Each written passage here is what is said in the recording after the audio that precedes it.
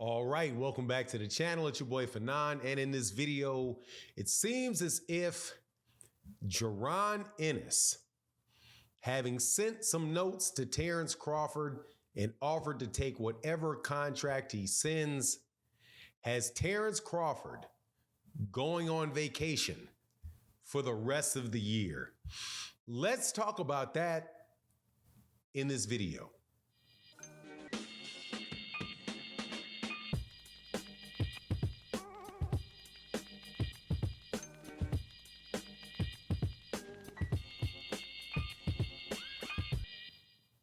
All right, welcome back to the channel. It's your boy Fanon, and in this video, we're going to talk about the 147-pound division, where there's a lot of excuses going on around with a lot of people, only half of which it seems is really being discussed and talked about. But I'm going to do it in this video because, as we know, Jaron Boots Ennis, who is the IBF welterweight champion, sent a note to Terence Crawford and told Terence Crawford, send the contract and I'm going to sign it, which is basically saying whatever you send me for a fight, that I'm going to take it and I'm going to fight you. This on the heels of the Errol Spence Terence Crawford rematch apparently being postponed, and may very well be the case that it doesn't happen at all. Also, to kind of back this up, there was a note that came out or a tweet that came out from a big-time matchmaker with Top Rank, asking in a very sly way whether or not Terence Crawford is going to find a fight this year, and whether that he was going to be able to find a promoter that was willing to pay for it. Now, before I get into the details of it and what Terence Crawford said that makes me believe this is not going to happen, and honestly, man, we very well may not see Terence Crawford in the ring anymore, and definitely not for a good amount of time based off what he said.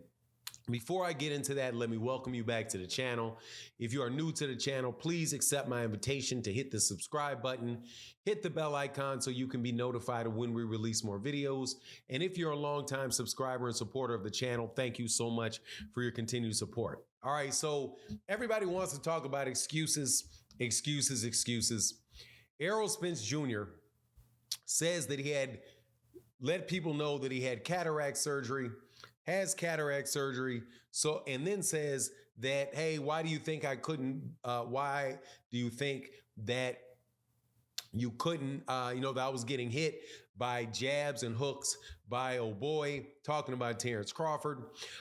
People just pulled out of their backside that Errol today had admitted that he had broken his rib, even though that was words before, and I can't find the tweet to save my life that tells me where he admitted it today. But whatever, it's out there. People are piling on Errol Spence Jr. for making excuses. And again, I don't have a problem with it, because if you think those are excuses and you don't like excuses, hey man, have at it.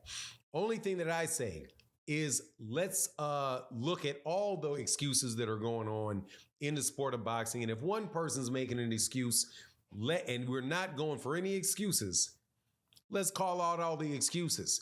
Like, for example, what's going on in the welterweight division without Errol Spence Jr. having any part in it. And that is if Terence Crawford does what he says in this tweet that he's going to do, which is vacation, take trips all this year, which means that he would not be defending his WBA, WBC, or WBO belts after having been stripped of his IBF title for not fighting Jaron Ennis. Also would mean that Jaron Ennis saying, send me the contract and I'll sign it, he's not going to get that contract, right? Now, what is the excuse?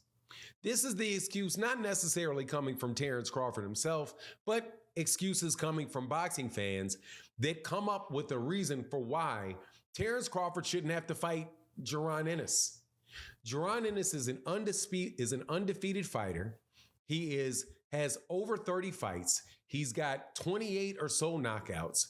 He is the IBF champion that has Terence Crawford's belt that was stripped from him. Now, if the fight is not going to take place at 154 pounds or at 147 pounds for the rematch, that means Terence Crawford is free as a bird to fight the man. You also have no fights really available for Terence Crawford at 147 pounds because you have the two of the belts that at least with the people that he said he wanted to fight. He wanted to fight Jermell Charlo. Then he said, no, I don't want to fight Jermell Charlo anymore. He wants to fight Canelo Alvarez, but Canelo Alvarez doesn't want to fight him. What's he going to do? If you're not going to just flat out retire, then and you're holding championship belts, you're supposed to defend your championship belts against the next best available fighter. And the next best available fighter in that welterweight division is, I don't think that there's any shred of a doubt, Jaron Ennis. And the idea that the fight shouldn't take place because Jaron Ennis is younger, Terence Crawford is in a later stage in his career, and he's already achieved everything that he needs to achieve. He's been a 2-time undisputed champion. He's a 1-time fighter of the year. All of those to me sound like excuses for the fight not taking place. A reason to excuse a world champion in a division to not fight another world champion in that division. And if you don't consider Jaron Ennis a world champion in that division, you have to consider him at the very least the top contender in that division. So you would be duty bound as a champion to fight him. If this was, let's say, Amanda Stanionis, and Amanda Stanionis held 3 belts and Jaron Ennis held 1, people would say Amanda Stanionis needs to fight Jaron Ennis.